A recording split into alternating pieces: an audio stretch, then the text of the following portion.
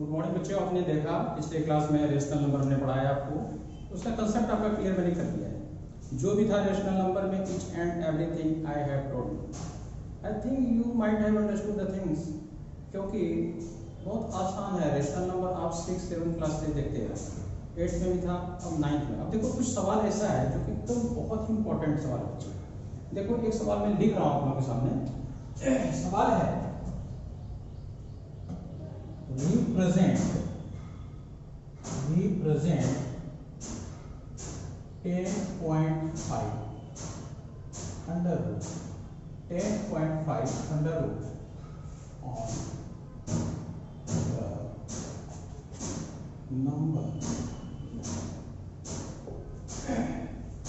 represent 10.5 under root on the number। अभी आपने देखा 3, 4, 5, 2/3, 3/4, 4/5, √2, √3, √5, ये सब तो आपने देख लिया। लेकिन अब हम रूट अंडर 10.5 को कैसे रिप्रेजेंट करेंगे, अब देखना ध्यान से। सबसे पहला काम हम क्या करेंगे? सबसे पहला काम हम करते हैं क्या, एक लाइन ड्रॉ करते हैं। एक लाइन ड्रॉ करते हैं। अब देखो इस लाइन की लंबाई क्या होनी चाहिए, इस लाइन की लंबाई क्या होनी चाहिए, ये हम आपको बता रहे हैं। इस लाइन के का नाम जैसे हमने दे दिया, मान लिया जाए ए बी। अब ये कितनी बड़ी लाइन लेना है ये, जैसे कि आपको बोला गया है 10.5, तो आपको एक बढ़ा करके लेना है। एक बढ़ा करके मतलब क्या हो गया, हमें ड्रॉ करना है। पहला पॉइंट क्या देंगे हम, draw line draw 10.5 plus 1 equal to 11.5 cm।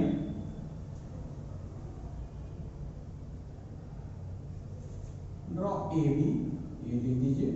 Draw A B कितना बड़ा, इतना सेंटीमीटर, इतना सेंटीमीटर मिलेगा। अब देखो कि इस लाइन का कहीं न कहीं मिड पॉइंट तो होगा, कहीं न कहीं मिड पॉइंट होगा। इसका कहां होगा, यहाँ पे होगा। मिड पॉइंट तो यहीं पर बीच में होगा। अब मिड पॉइंट लेने के लिए तो आपको पता है हम क्या करते हैं, है ना, ऐसे करके हमने मिड पॉइंट लिया। और मिड पॉइंट मान करके हम क्या करेंगे, इसको एक सेमी सर्कल बना देंगे। क्या बना देंगे, सेमी सर्कल। सेमी सर्कल इस तरह से सेमी सर्कल हमने बना दिया। ये सेमी सर्कल हमने ड्रॉ कर दिया। इस AB पर हमने क्या किया, इस AB पर हमने क्या किया, सेमी सर्कल बनाया।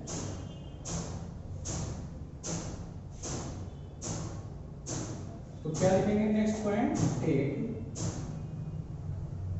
AB as diameter and draw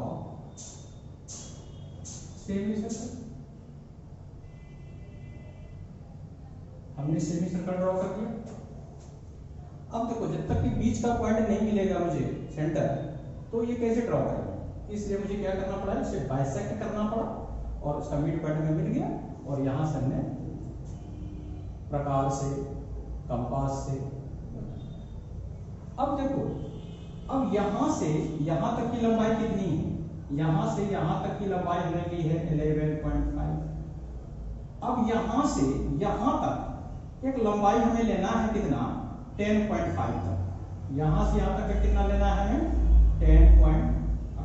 यहां से 10.5 दे करके हमें कट कर देना है, यानी कि 1 सेंटीमीटर हमें कम कर देना है। अब एक पॉइंट मान लीजिए यहां हमने ले लिया C, इस पॉइंट का नाम दे दिया हमने C। अब इस C पर हमें एक परपेंडिकुलर ड्रॉ करना है। इस C पर हमें एक परपेंडिकुलर ड्रॉ करना है, तो आपको परपेंडिकुलर ड्रॉ तो करना आता ही है, ठीक है।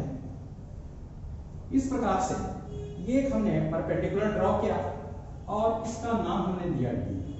यहाँ पे जहां पर ये इंटरसेक्ट कर रहा है इसके सर्कमफेरेंस को, उसका नाम हमने क्या दे दिया, D।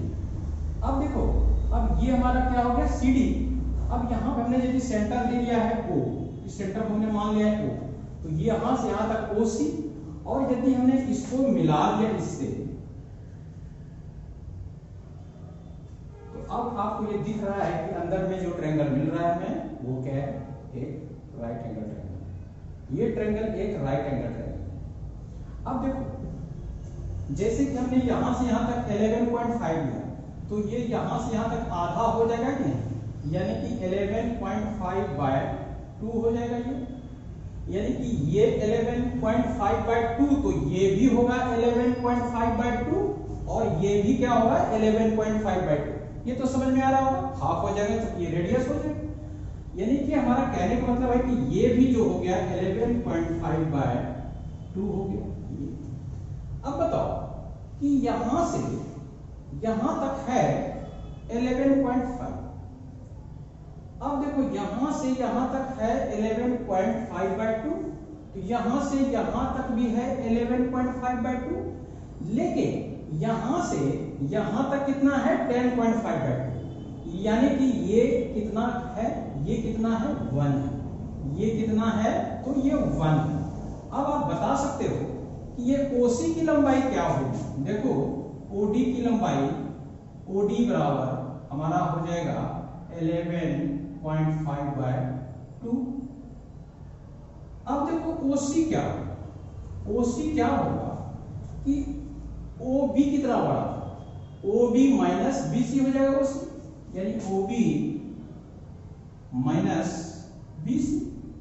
OB भी था कितना 11.5/2 और ये हमने कितना दिया था 1, यानी कि ये लंबाई हो गई किसकी, OC की लंबाई। अब बताओ OD कितना होगा, यानी कि ये यदि हमने मान लिया जाए राइट एंगल ट्रायंगल है, ये हमने यदि मान लिया जाए राइट एंगल ट्रायंगल है, ये राइट एंगल ट्रायंगल है, तो ये तो हम मान सकते हैं P है, ये क्या है B है और ये क्या है H। हमें यदि P निकालना है तो पाइथागोरस थ्योरम से P बराबर क्या हो जाएगा, P निकालने के लिए हमें क्या करना पड़ेगा भाई, H² माइनस B² का अंडर। अब देखिए H कितना है, H कितना है 11.5/2 है हमारा H, 11.5/2 हमारा क्या हो गया H। अब B हमारा कितना है, B यानी क्या हो गया OC, OC कितना है हमारा 11.5/2 माइनस 1, 11.5/2 माइनस 1 का स्क्वायर, और ये अंडर रूट भी है, ध्यान रखना ये अंडर रूट भी है। तो अब हम क्या करेंगे कि यहां देखो ये हो गया A² और इसको यदि हम B मान लें तो A² माइनस B² का फॉर्मूला तो मुझे समझ में आ रहा है यहाँ पे, तो क्या हो जाएगा A plus B into A minus B, यानी कि 11.5/2 में एक बार हम इसे प्लस करेंगे, जो भी चीज है उसको सेम रख देंगे, और एक बार हमें क्या करना है इसमें 11.5/2 माइनस में, तो दोनों साइन चेंज हो जाएगा। ये देखिए अब देखो यहां पर क्या होगा, यहां पर ये दोनों चीज प्लस हो जाएगा, तो ये दोनों प्लस होकर के क्या बनाएगा, दो हमारे पास क्या मिला 11.5/2 और माइनस क्या होगा, ये तो इस तरफ हो गया, इधर क्या हो गया, ये दोनों खत्म होकर के क्या बचा हमारे पास माइनस। यानी कि अब आपने क्या देखा यहां पे आपने देखा कि ये 11.5 माइनस 1 है, 11.5 माइनस 1, लेकिन यहां जब हमने माइनस किया था तो ये तो प्लस हो जाएगा, सॉरी ये तो प्लस हो जाएगा। अब यहां देख लो 11.5 ये दोनों तो कैंसिल हो गया, तो क्या बच गया हमारा 10.5, 11.5 माइनस 1 क्या हो गया 10.5, यानी कि इसकी लंबाई क्या हो गई हमारी 10.5 अंडर रूट, और यही नंबर लाइन है, यही नंबर लाइन पे 10.5 कहाँ है, यहां से यहां, बस यही आपको कर देना है और पूरा आपको मार्क्स मिलेगा। ये 3 मार्क्स का क्वेश्चन बच्चा, ठीक है, अच्छी तरह समझ गया। चलो मैं फिर से समझा देता हूं। क्या क्वेश्चन है, represent 10.5 root under 10.5 on the number line. तो हमने रिप्रेजेंट करना है, तो हमें बताना है। तो हमने क्या किया, पहले एक ए बी ड्रॉ किया, कितना, इससे एक बढ़ा करके, इससे एक बढ़ा करके कितना हो गया, 10.5 प्लस 1 कितना हो गया, 11.5 सेंटीमीटर लिया। जो भी लिखना है लिखो आप, कोई भी यूनिट लिखना है। अब देखो यहां से यहां तक लंबाई क्या हो गई हमारी, 11.5। अब देखो इसको हमें डायमीटर मानना है। डायमीटर मान करके हमें क्या करना है, एक सेमी सर्कल ड्रॉ करना है। अब डायमीटर यदि ये है तो इसका मिड पॉइंट ढूंढना पड़ेगा, सेंटर तभी तो मिलेगा हमें। तो इसके लिए हमें बाइसेक्ट करके इसको यहाँ पर इसका मिड पॉइंट लेना है, और वहां पे आर्क से इसको हमने क्या करना है, एक सेमी सर्कल लेना है। अब देखो यहां से यहां तक की लंबाई 11.5 है। अब हम इधर से यदि एक माइनस कर देंगे तो यहां से यहां तक की लंबाई कितनी रह जाएगी, 10.5। क्योंकि ये पूरा था 11.5, हमने यहां से यहां तक 1 मैंने रिड्यूस कर दिया, खत्म हो गया। तो यहां से यहां तक कितना बच गया, 10.5। अब देखो यदि बीच का पॉइंट ये है, ये पूरा है 11.5, तो ये कितना हो जाएगा, 11.5/2 हाफ हो जाएगा, रेडियस हो जाएगा। अब ये रेडियस, तो ये भी रेडियस होगा, ये भी रेडियस होगा, ये सब की लंबाई क्या होगी, इक्वल होगी। यानी कि ये लंबाई यदि 11.5/2 है, तो ये भी कितना हो जाएगा, 11.5/2।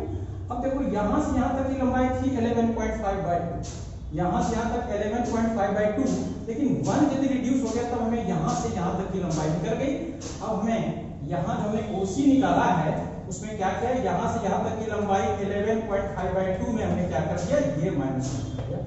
ये लंबाई निकल गया, ये लंबाई निकल गया, तो हमें ये परपेंडिकुलर निकालना है। हमें h मिल गया और बेस मिल गया, परपेंडिकुलर निकालना है, हमें कर्ण मिल गया, लंब मिल गया, हमें आधार निकालना है। आधार के लिए फार्मूला ये होता है h² - b² √2 कर करके, ये हमारा आंसर है। मुझे उम्मीद है कि आप समझ लिए होंगे, और ये बहुत इंपॉर्टेंट है। और अभी भी यदि आपको समझ में नहीं आया है तो आप कमेंट में लिखो, जरूर डालो कि मैं फिर से बता दूंगा। मैं 10 बार बताऊंगा जब तक आपको समझ में ना आए, और ये बहुत ही इंपॉर्टेंट सवाल है, मैं फिर से बताऊंगा। डेफिनेटली हर एग्जाम में आता है, चाहे यूटी हो या मेंस एग्जाम हो, हाफ ईयरली हो, कोई भी किसी तरह का एग्जाम हो, ये जरूर क्वेश्चन आएगा आप लोगों को, बहुत इंपॉर्टेंट है। Thank you.